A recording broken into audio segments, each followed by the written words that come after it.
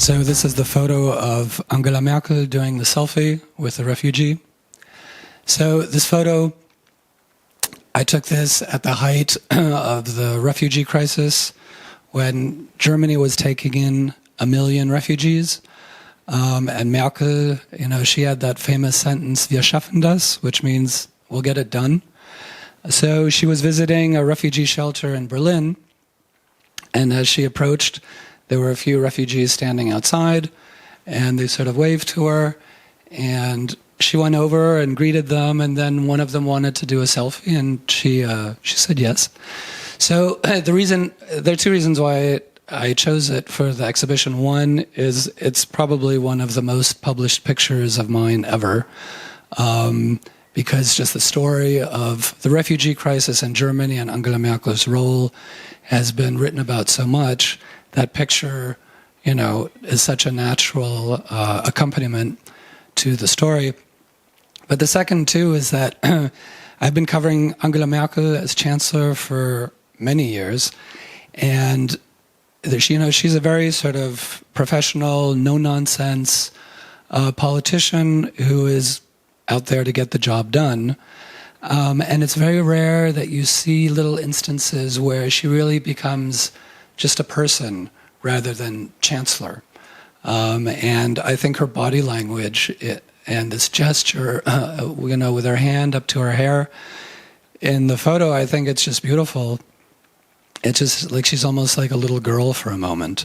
And those opportunities have been so rare in my coverage of her, so that helps to earn the picture. It's another reason for earning it a spot among my favorites. The picture of the former Chernobyl liquidator who's sitting in an apartment, or his apartment, that he shares with his daughter and grandson who are standing next to him. So this picture shows a former liquidator from Chernobyl. So he was taking part in the liquidation process. There were 700,000 people who took part in the cleanup effort after the explosion at Chernobyl in 1986 for years and years and years. And so many people went through this process because they had to rotate because of the danger and because of the radiation. You couldn't have one person stay for very long. So he was there for a number of months. And, now he lives in Ukraine, in a big city, industrial city. He's not very wealthy, and lives there with his family. His daughter, she has a syndrome called Williams syndrome. One of the aspects of it is that she has a heart problem and a slight personality disorder. And her son has a much more severe heart problem. When he coughs, it was pretty frightening. He turns bright purple, and he really needs heart surgery. And in this picture, he's the father. He's just sitting there with his wife and grandson. And to me, the picture conveys this uncertainty.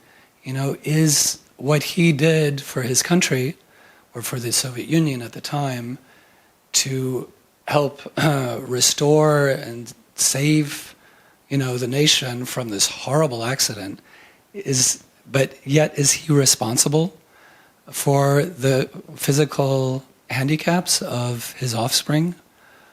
In this picture, you see an elephant that's sticking its trunk through the door of a bakery, and here's this woman at the counter seemingly unaware of this apparition behind her.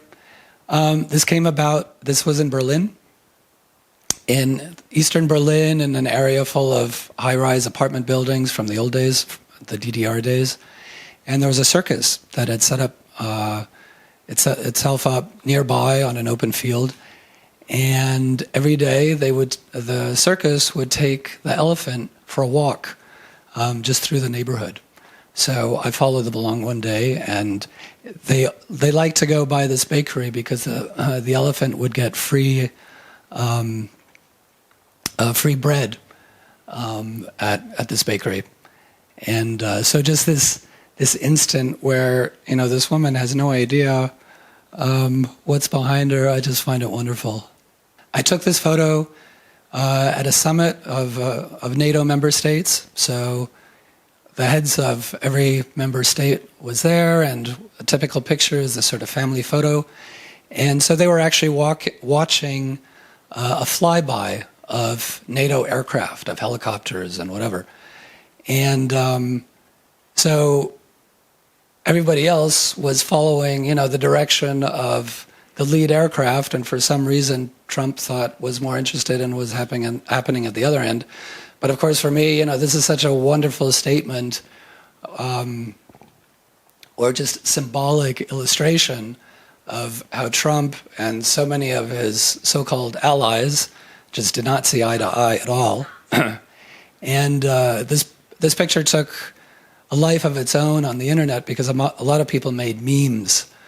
So I remember there was one that showed this sort of sun with Vladimir Putin's face in it, looking down very benevolently at Trump, who's looking up at him. And there were a lot of others. It shows the two young women who are wearing T-shirts, and they're walking among the ice. You see all the melting icebergs in the background in Ilulissat, Greenland.